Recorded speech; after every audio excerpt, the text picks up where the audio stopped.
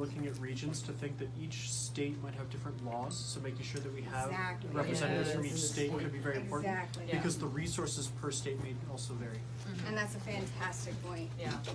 I think for me, because this office is still in development, it depends on how many letters of intent we get for regional officers.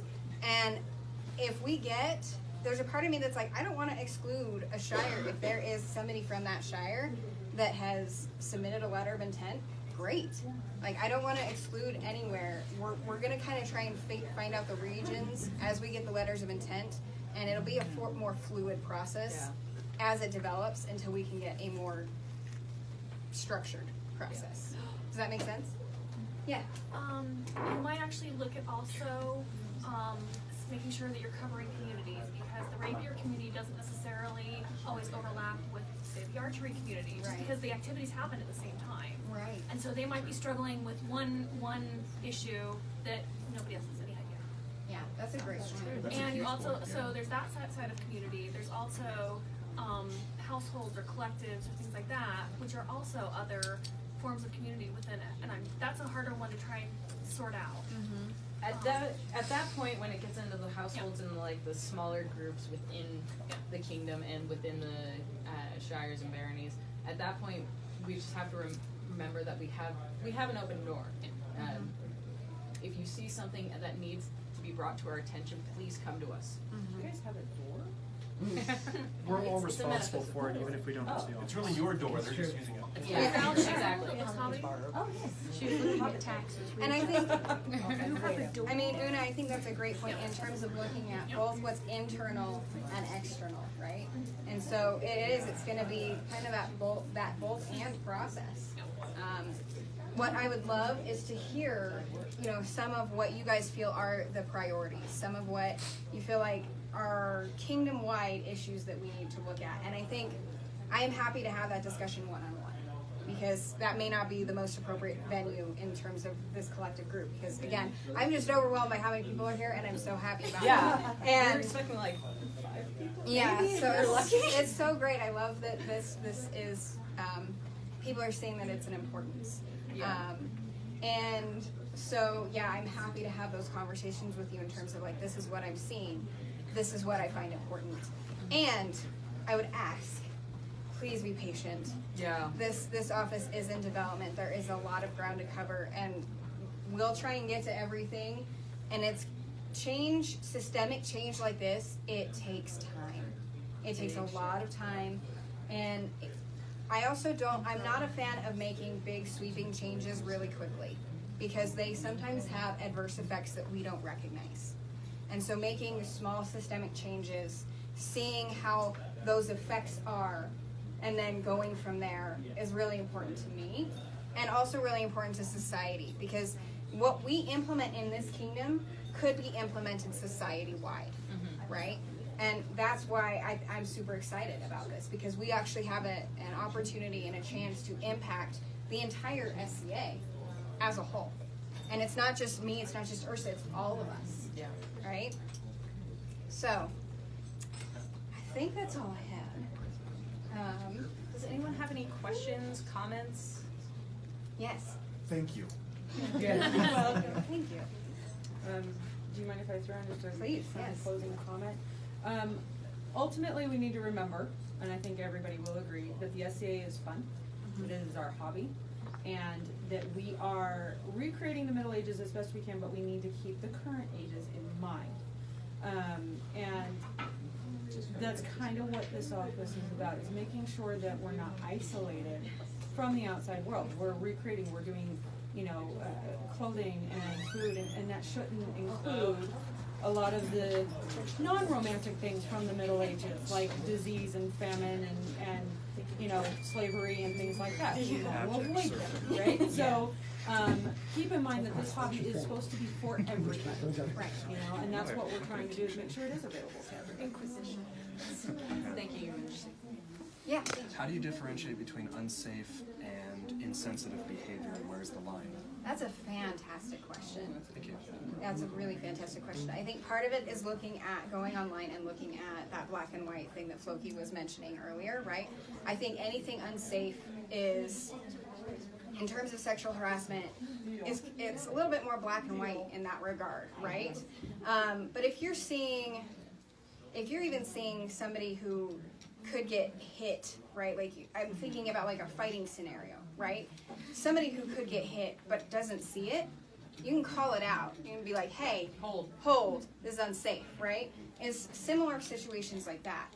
Insensitivity situations could be along the lines of, hey, pulling somebody aside and be like, hey, I don't know if you knew this, but this person, maybe struggling in this area, right? Pulling them aside and being like, educating. Stop it.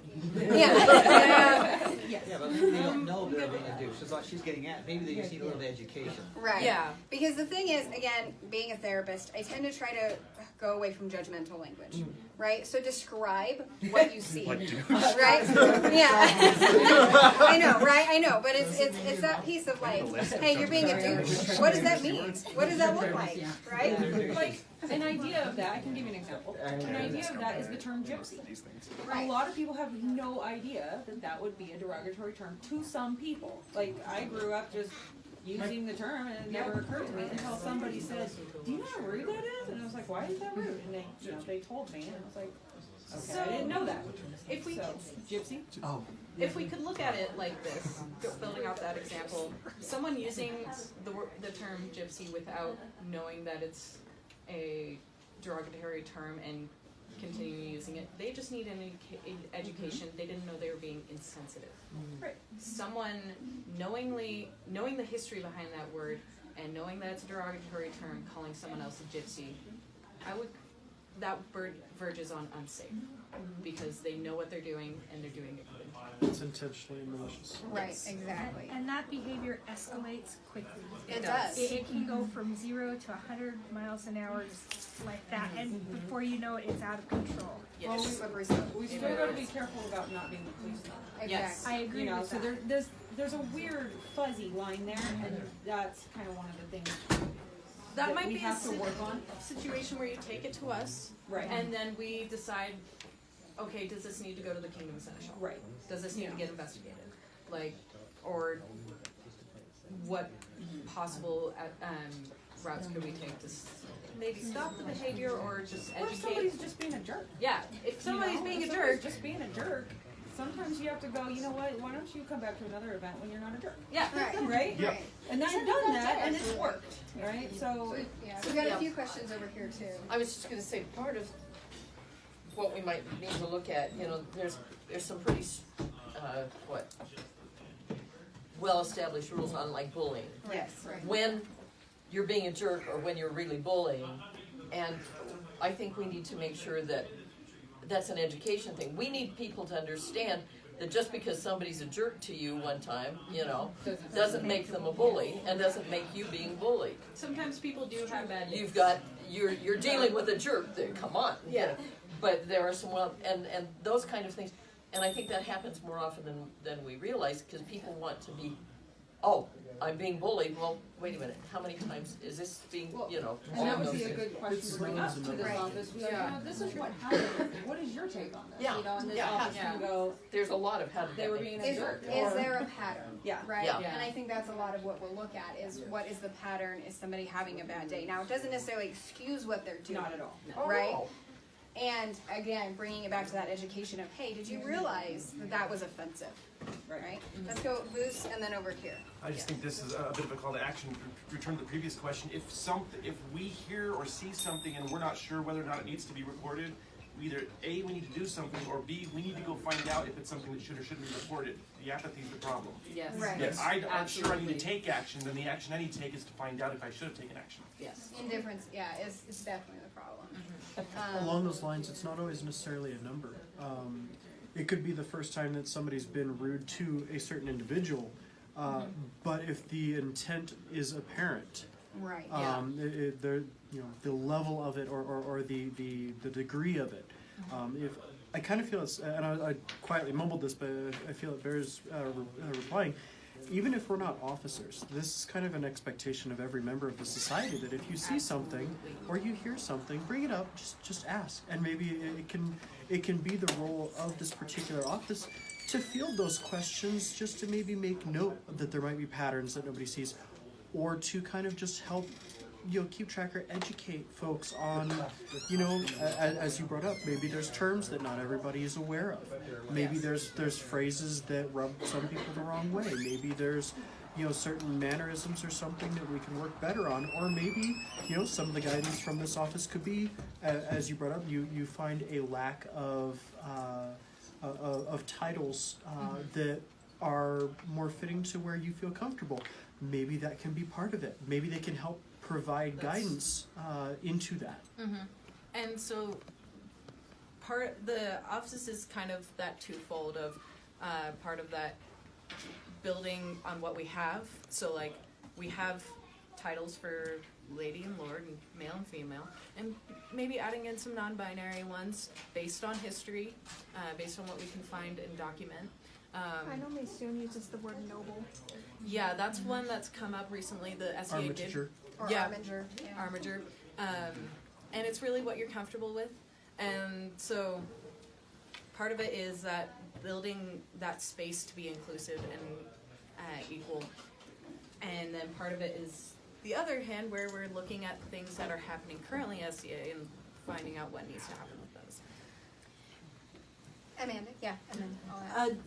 Just tying on earlier, if somebody says something or does something that is unkind or makes you feel uncomfortable inside, it's rude. Yes.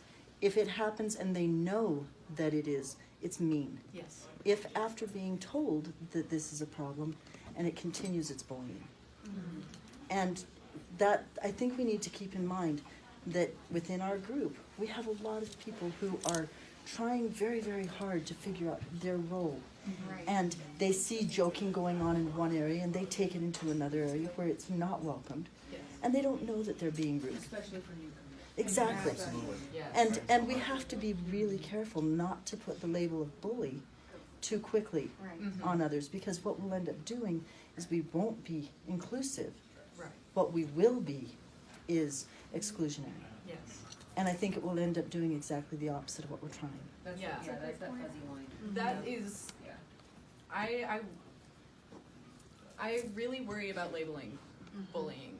I mean, I know people, I have friends who joke in ways that others wouldn't like, and Well, and it's a connection thing too. It Like, is a I can connection. joke with you differently Oh, than yeah. somebody that I don't know. Exactly. Because if I say to somebody I don't know, they're like, "Good God, what is?" Yeah, whereas right? you're like, I believe all the time. yeah. But yeah, it really is a. I think what we're okay, give me a second with words. I'm not great with them. It's that consent thing. Right. Yes. When you and I joke around together, there's consent. If I was to joke with a new person who I hadn't even met with, that consent isn't there. It's unspoken, but you really have to look at it like that. I think maybe it needs to be spoken. Yeah, it needs to be spoken. I Yeah, mean, but I'm not you're going to not go gonna up to get people everyone and to be do like, that. "Oh, you can be mean to me." It's a There's a joke. lot of people. But But Do I have your consent to joke insultingly to you? yeah. That's also Always. nice. So, Value character. writing notarized, please. Thank you. In triplicate. Yes. Yes, you may joke with me. Revocable anytime. I have a question about, so if a complaint is made, are there specific lined out steps of an investigation, and how transparent are they for the person that made the complaint, and what are the, not punishments, but what are the consequences for, I mean, is there like a 3 strikes and you're out? Like what sort of, like, what is that? So can I answer Yeah, you that? go and this is changing a little bit on the Kingdom Act. Go ahead. Oh, okay. So again, and that's what's interesting too, is that this office is not investigative. Right. And so if you bring a complaint, I would, for me, like, let's just role play this, right? If you were to bring a complaint to me, then I would encourage you, and I would absolutely support you in bringing it to your seneschal or the Kingdom seneschal, right? That's where it gets investigated. Now, in terms of that, and how transparent it is, maybe you can speak to that a little bit more. So, transparency is an odd thing. On the one hand, the investigation has to be completed on kind of an anonymous level, because we don't want to slam somebody who maybe didn't know they did anything wrong or didn't do anything wrong. Right. Because there have been in the past false accusations as well. So the transparency on the investigative side, the only thing you will know is it's being investigated. That's pretty much all we'll say at that point. Once a decision has been made, then we'll take steps to do the appropriate action and either sanction the person or do whatever. It depends on, it's really dependent on each situation. And most of the times, if it's something grievous, it's going up to society anyways. And at that point, things will come down and be like, hey, this is what you need to do, or, you know, this is what we advise. So it really depends. And then as far as punishments go, we don't punish. I mean, that's not something we do. What we do is we just issue the consequence. You did this. This is not acceptable. Here's your consequence, and that's just the end of it. And then at that point, we will let the person that made the complaint, hey, this was our decision. This is how this ended up, right? So on the decision side, we try to make that as transparent as possible. On the investigative side, we don't say, well, work until we know what's going on, right? So. Yeah. We were talking about earlier, like sometimes people might not know that there's something going on. You can't joke like that with a newcomer. One of the things that I found, because I'm in a weird place where I've played kind of on the fringes for a really long time, and I've only been kind of mainstream for like 2 years, and so I have a weird new old mindset. One of the things I've seen is that coming in as a kind of newcomer, I look like I know what I'm doing, and I look like I know what I'm saying, and I have the clothes, and I've got great friends who help me find all the right stuff, but I don't know who people are. And so I think what would be helpful is to make sure that inclusion officer or regional needs to be announced, and kind of a short description of their job at a pretty regular basis, because you never know when you've got a bunch of newcomers that might experience something and have no idea that this exists. No matter what they look like. Absolutely. And that would connect up really well with the shadowing. Gotcha. Yeah, I love that idea. Thank you for sharing that. Absolutely. That's a great idea. That would have been great, because when Lachlan and I first started, Lachlan had been playing for 20 some odd years when we started playing, right? And he was in the same boat. He had no idea on this, because he was in the fringe for 20 years. Yeah. So this office would have been great for him. He could have been, what does that mean? What does this mean? What is, you know, and he could have at least kind of helped between this office and the shadow lane. Right. That would have really helped. So. Well, and one of the things is people coming in like me, kind of from that fringe, is that generally you can spot a newcomer from a million miles away. Yeah. But you know, us fringe guys, we might come in with the right clothes and the right language, and you have no idea that we don't know. Right. You know, it's not obvious from the outside that we are also like a newcomer and are unaware of some of these things. And so that's why that announcement is so important. I love that idea. That's a really great idea. And we've had people in our shire that I know of who are just history buffs, who have played in other areas like Civil War and whatever, and when they decide they want to play, they research everything, and they don't show up to the first fire practice until they have their hands sewn Elizabethan all of it.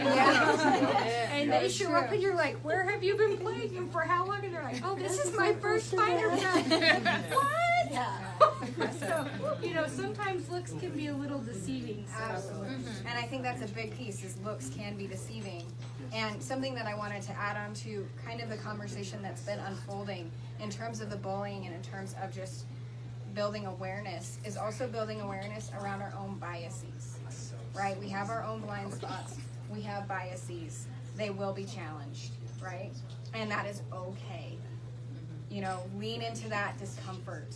Lean into that growth, because it's a beautiful thing. And you should be able to in this room. Right, exactly. This group should do that. So, well, Bacon had his hand up for a bit, and then, yeah. To reiterate what I see the potential with this office doing, and to expand on what you were just saying, is to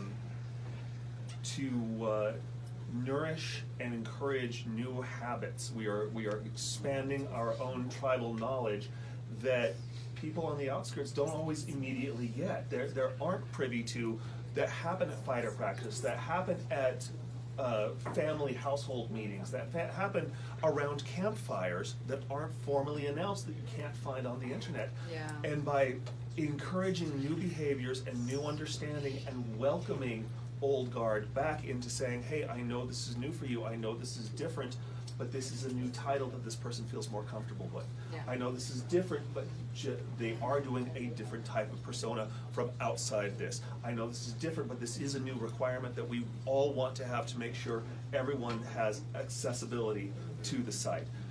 As we nourish this, it will take time. Right. And that is a big thing, and it will take effort. We will have to lean into the discomfort of, that's new to me, that's weird, this is counter to what I'm comfortable with. I don't know how this makes me feel yet.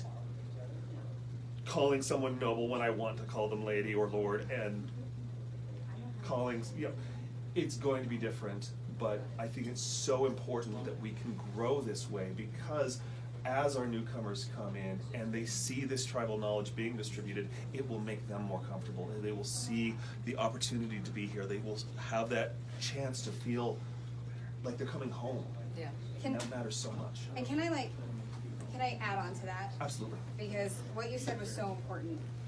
How many of you guys, before you found the SCA, felt a little bit like a black sheep in just general, right?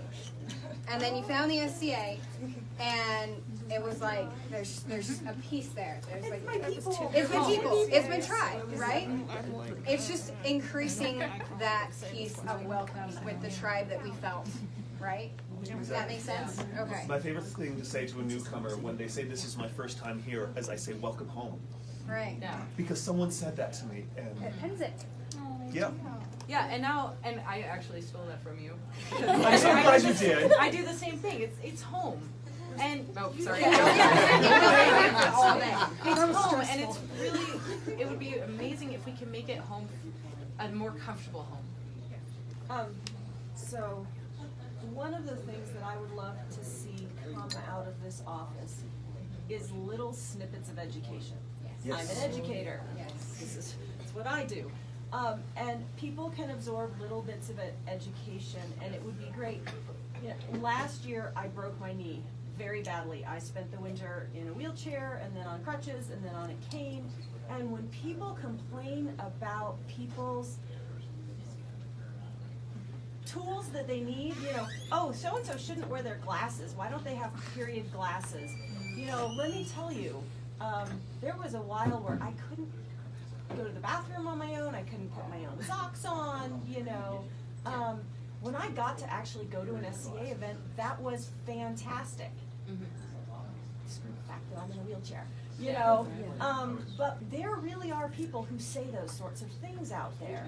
And we need to get little bits of education out to people and just say, not everyone can afford period glasses. Right. For some people who are disabled, getting to an event for a couple hours may be all their energy for like 3 days. Right. And then you're gonna say, why don't you do something about those crutches? And so those little pieces of information, if they could be disseminated out, like this month, we're going to inform everyone about X. Yeah. And so if they could trickle down and everyone could, hey, we're having our populace meeting. I'm going to stand up for 5 minutes and share this little bit of information for people. I like that. It would be cool if we could do like little tidbits in the sage. I was actually just thinking. Newsletter. Yeah. So Newsletters, next all of month, them. next month there will be this sort of office explained in the stage as well, and so maybe even just building on that month to month thing, like Have here's a little monthly thing in the sage. the DEI education piece. Couple questions over here. Yep. Yes. I think Sarah and then yeah. And him. Can you also include the Oh, local I don't newsletters as well? Yeah. Yeah. Anybody who knows me knows I'm a better writer than a speaker, so I'll try and. You want to write it down? Exactly. It'll be like a 10-page I'll peer Facebook review it, post no worries. later. A lot of what I've run into as far as kind of these topics that we're discussing right now and kind of building off of the last few comments is I think a lot of what should be the focus is people who are not a part of that culture or, you know, somebody who is disabled, or, you know, people who don't belong to that group don't get to decide for them what is and isn't offensive. Yes. Right. And I think that's a big part of what we're kind of seeing lately in our mundane and societal culture right now, is people saying, I don't want to bring up bad blood at the moment, but there have been some instances in which people got offended. And, you know, people from a culture that were directly offended by something, or directly affected by something, and then people said, who weren't part of that culture, said, why are you offended by this? You shouldn't be offended by it. Let me tell you how you should be feeling. And so I think that's a huge thing that we should, like, that this office could push. I think that's a big warning sign anytime you have to say, let me tell you how you should feel. Exactly. And I think a lot of people just don't even realize that they're doing it. I think they want to be helpful and be like, well, just don't be offended. But I think that's a lot of what's happening right now culturally. That's an education opportunity right there. Why are you so offended? No, I mean it. Why are you so offended so I can understand? On this issue of offense, I am dealing with this right now, which is one of the things that caught my ear as I was coming in and why I wanted to hop in. Yeah. I am dealing with this very thing right now where people who are not of a particular group, or maybe are, but mostly who are not, have taken offense at things that I've done. And rather than coming to me and asking me, why are you doing this? They jumped to conclusions, thought I was being offensive, thought I was being attacked, making fun of non-binary groups. Little bit of info, but not too much. I figured out 5 or 6 years ago I was trans. And just recently, I used to still identify as the him series pronouns, but have become more uncomfortable with that. And recently my school decided that they wanted to start having everybody identify by their pronouns and demanding it. And I didn't feel comfortable with that. Mm-hmm. And the idea was to make everybody identify so that everybody felt better. And I started identifying with pronouns that I felt comfortable with, which weren't, in some people's opinion, proper, and that I was making fun of trans people. And rather than coming to me and asking me, what are you trying to accomplish with this, or what are your thoughts, why are you doing this, they assumed I was making fun of trans people and being offensive, and people got really upset and threatened, and some people jumped down my throat. Yeah. And I finally had to come out, because apparently most of the people who were offended wouldn't bother coming to me. I had to jump out in front of the entire group and say, look, I'm not trying to be offensive. I don't know what pronouns to go by. I am trans, I'm not making fun of them. Yeah. So just because somebody is being perceived as being offensive, they may not be intending to be offensive. They might be trying to make their best of the situation. So going to them and asking, why are you doing this? What are your thoughts? Can bring things out. Because if those who did come to me and ask me, I would say, well, I am trans.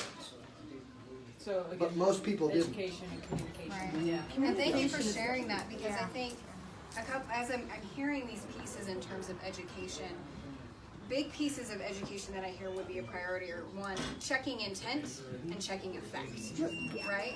Our intent may be incredibly benign to us, but the effect could be very detrimental, right? So we've got to check both. Absolutely. And then, not only that, but also educating around interpersonal effectiveness skills, right? I think we all could do a little bit better socially.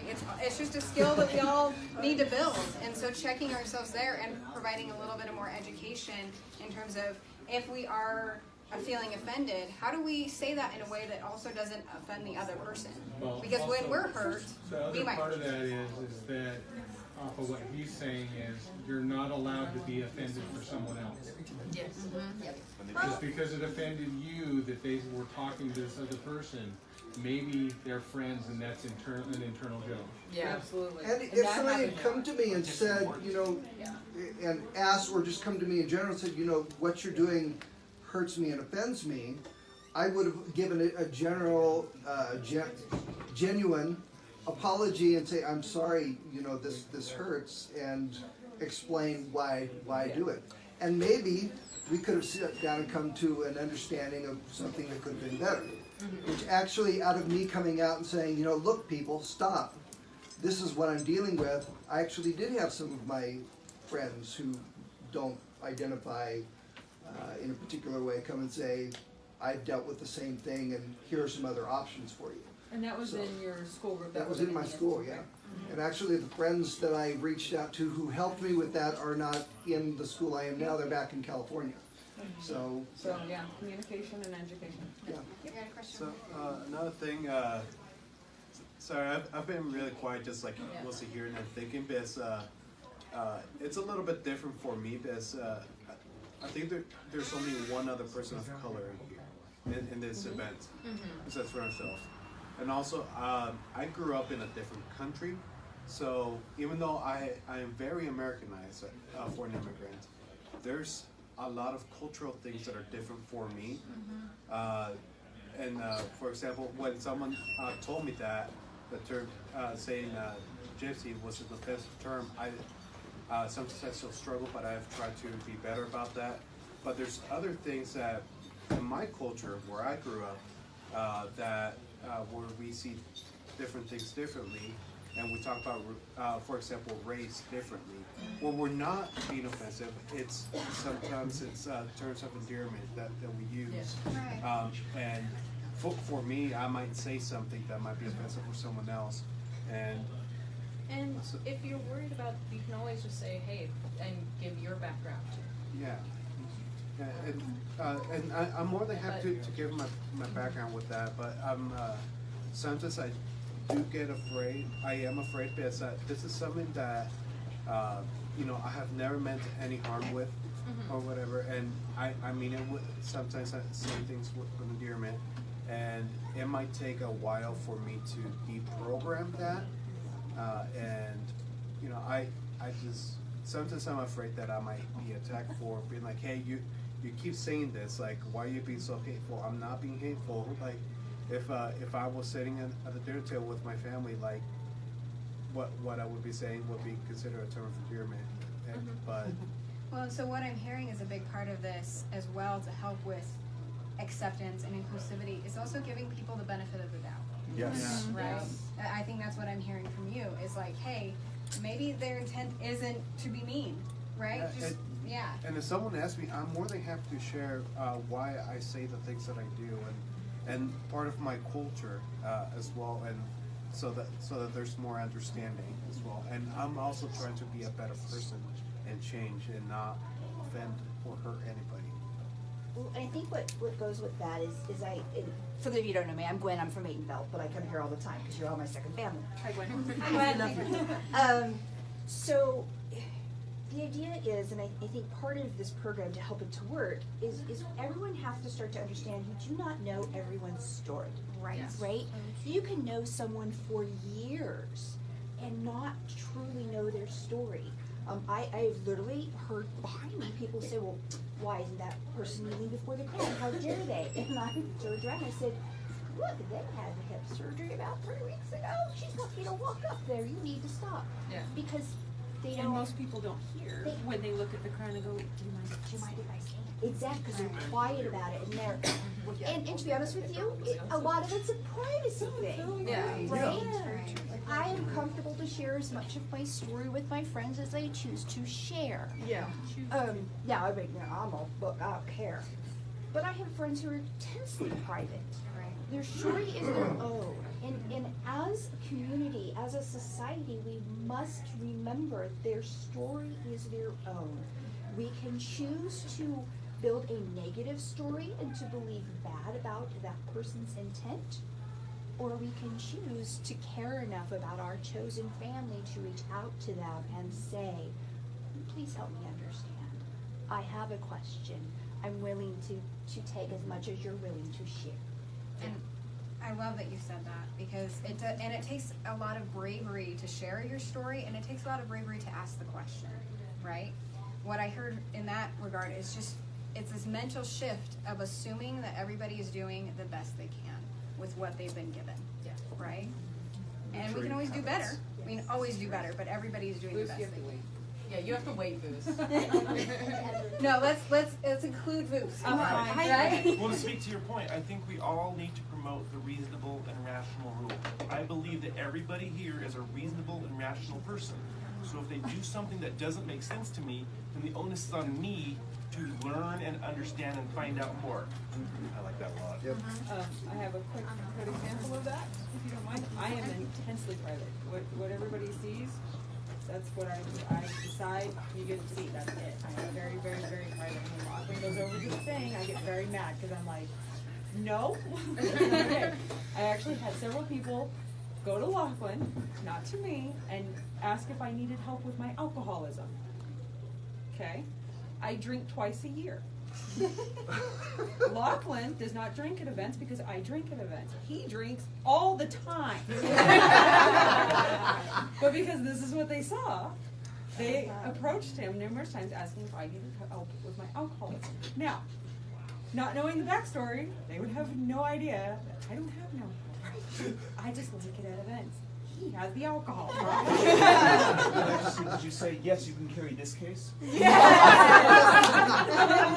So keep in mind that jumping to conclusions is a great form of exercise. Yes, that's very true. However, it also makes it asks us. No, I'm good. I got that under control. I feed him beer. He's happy though. There we go. Una.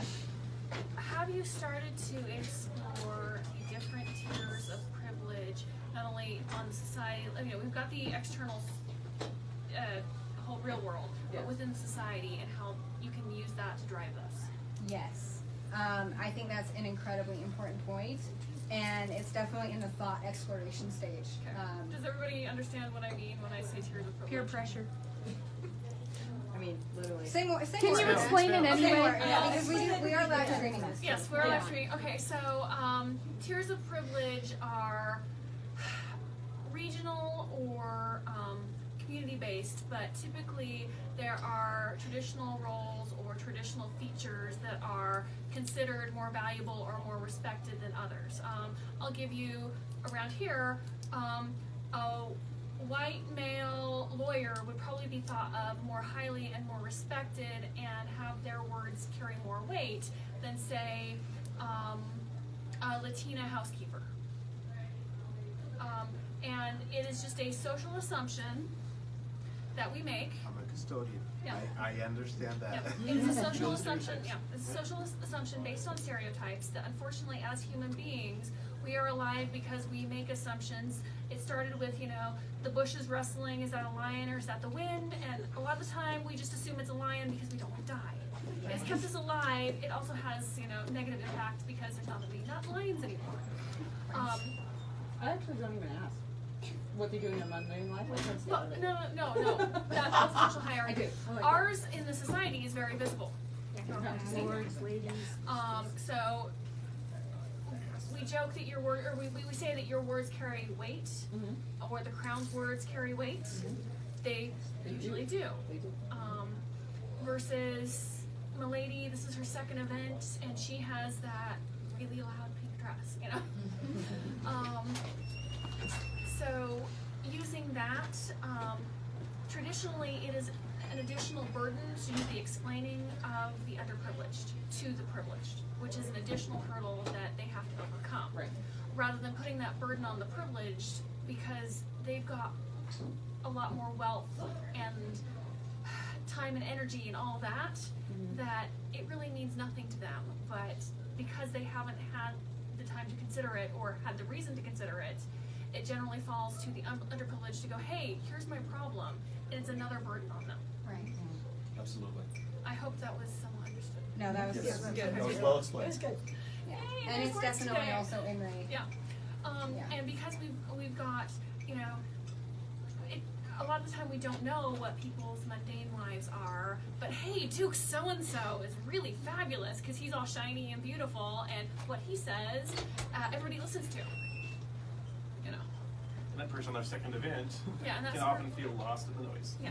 And again, it's that office of empowerment. It's empowering those voices, every voice. With those, if it's using the crown, using the peers, using the baronage as a tool so that we are not putting an additional burden on someone that is uncomfortable saying, hey, yeah, no, I really wanted to go by they, not she. Right. Because that's just another emotional burden or emotional work that they have to do, because now they have to stand up in front of everybody and say that. And we're building off of that. Once you come out, it's, I mean, cis or straight people don't understand that it's coming out to not just once, but to every new person you meet. Like every new person you meet, and sometimes you have to do it multiple times with that person who just doesn't get that you go by they now. And it's. I still have trouble remembering Baron Morgan. Baron Morgan. Yeah. After 25 years. It's a lot, and if those who don't have to take the extra time can just like take 1 second and be like, just practice in your head. It's something that if you can spend like 2 seconds thinking on, and not just with LGBT or non-binary, but with other problems, you can take that 2 extra seconds to think about it and practice and examine. It makes life a lot easier for everyone. While understanding that everybody's human.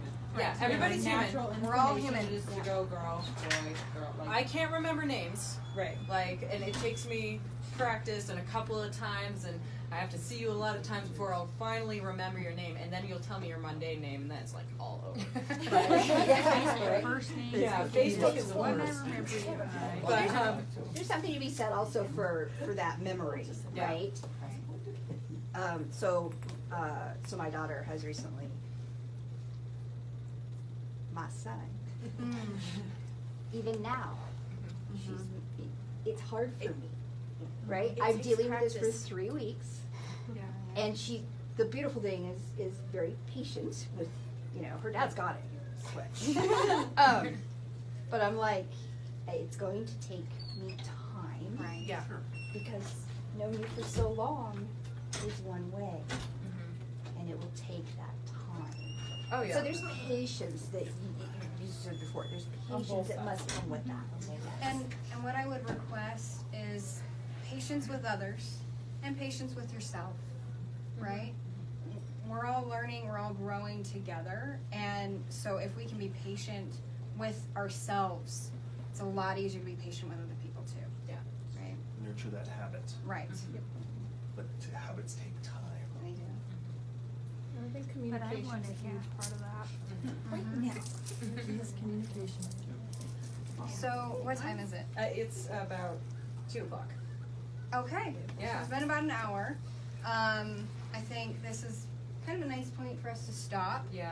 If you guys are interested in submitting a letter of intent for becoming a regional officer, please email me. If you need that email address, I can give it to you. Have it right here. No. Is it available online? It's huh? Is it available online? It'll be in next month's Sage, Excellent. and it will. It's also on the Kingdom Facebook page as well. And then if you need me to like write it down on a piece of paper and tear it out for you, I can do that as well. So Can we reach out to you via Facebook? yes. Yes, I mean, yes. Facebook to get the email. Yeah, I prefer that communication be toward the email, but if you need to reach out to me To get the email. to get the email on Facebook, please feel free. Yes, and I'm very overwhelmed with gratitude. Thank you guys for this amazing discussion. Thank you for the great questions and the thoughts. I think this is a beautiful beginning. Yeah, we've got a great starting point. I'm excited to see what we do with the office and what you guys think of the office come like 2 years. Absolutely. Yeah. All right. Well, So, thank you guys. Thank you. Thank you so much for coming by. If you guys want to borrow this handbook, please let me know. And would you guys take your chairs back? Yeah, like, Thank you. take a chair back. Yeah.